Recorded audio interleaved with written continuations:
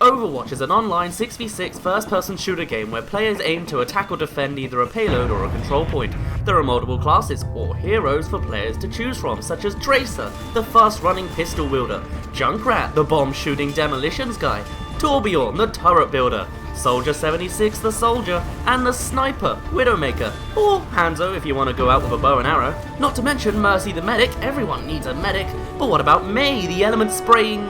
No, I can't use pyro footage for this one, they're complete opposites with fire and ice. There's also the tank D.va who has boosters that... No, that doesn't work. There's also the tank Roadhog who can hook enemies with his... No. The heavy can't do that either. There's also a complete animal on the field with wind... Okay, you know what?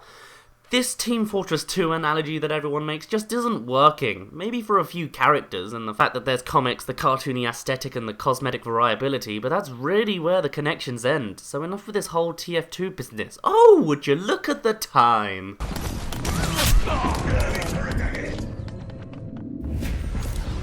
Welcome to the actual world of Overwatch, where monkeys can speak, robots have consciousness, and no one has a functioning left arm. Seriously, no one has a functioning left arm, not even Zenyatta. But anyway, what's up guys, it's Dazz here. But you don't really care, as Overwatch is sweeping the internet off its feet with 7 million players after being out for just about a week, and already it's become one of the most requested games for me to review. Finally, I can say that the hours I've spent playing the game for fun can now count as work. Now, I won't admit that I'm the best player in the world, nor will I say that I have the most experience with the game, but I like to think I have at least enough hours into the game to say that I at least somewhat know what I'm talking about. The game has 21 heroes for you to play as of now, each with their own dynamic design, personality, and abilities, pushing them further away from the generic soldiers of war that other first-person shooters utilize. I would tell you more about the background of each character, but I can't because there is no story mode, and the only other sources of lore come from comics, news bulletins, and animated shorts, or the occasional YouTube video from someone more educated than me. Who's on what side now? Okay, we got Tracer and Winston on one, we got Widowmaker and Reaper on the other, we got that from the animated short, sure. Junkrat and Roadhog will obviously stick together. I guess they're on the Reaper's side, since they are criminals and will gladly destroy skyscrapers for little reason, which is exactly what Winston's against. And then there's the whole Hanzo-Genji shabackle. What side did Hanzo choose? And how did the younger generation join Overwatch if Overwatch was shut down anyway? What events occurred that caused the young girl who saved an endangered animal using her own inventions to be enlisted into Overwatch?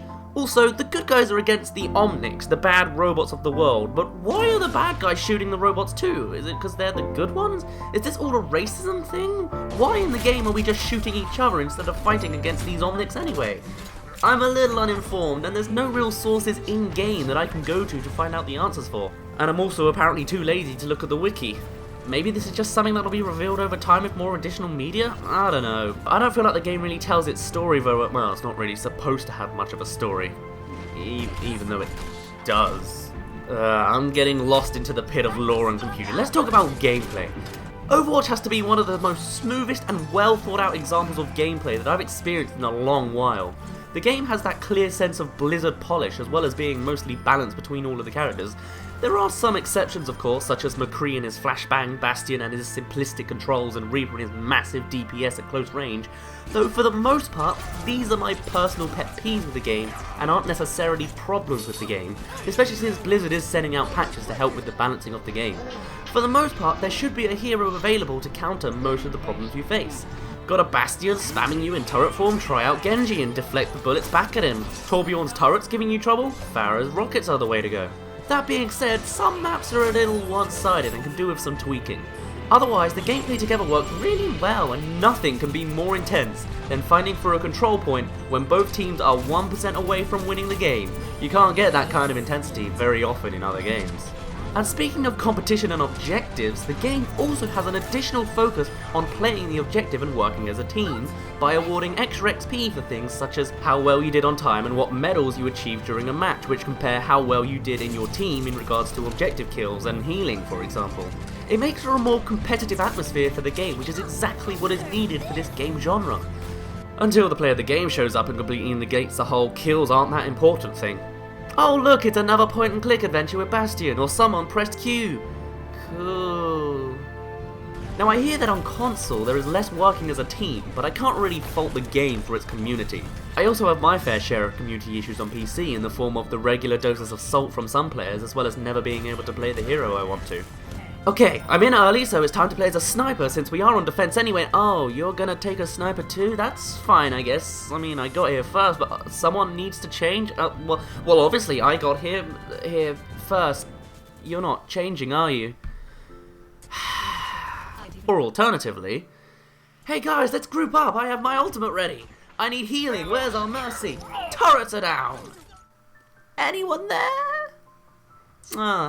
I guess no one cares. I guess I'll wrap this review up and say that Overwatch, as of early June 2016, is a solid 9 out of 10. It's almost flawless. A couple balancing issues which can be patched, and I have no idea what's going on story or lore-wise, but the gameplay is solid and a lot of fun. Now, if only I had friends to play with on here. Add me! You can also check out my Twitter for the occasional update at DazzReviews. And on that note, I'll be ending it off here. My name's been Dazz, you didn't really care, and I'll see you in a bit.